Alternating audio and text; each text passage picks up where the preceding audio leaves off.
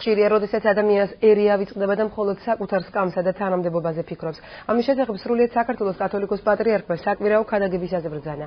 როგორც უწმინდესმა აღნიშნა, უფალი ყველაფერს ხედავს და ადამიანებმა სიკეთის კეთება უნდა იჩქარონ.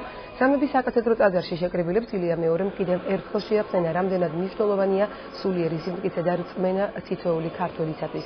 მისი თქმით, ბედნიერია ის, ვინც მორწმუნე და მოსიყვარულია, ენდობა ადამიანებს და ცხოვრობს მომავლისა და ღვთის იმედით. სამიროვნე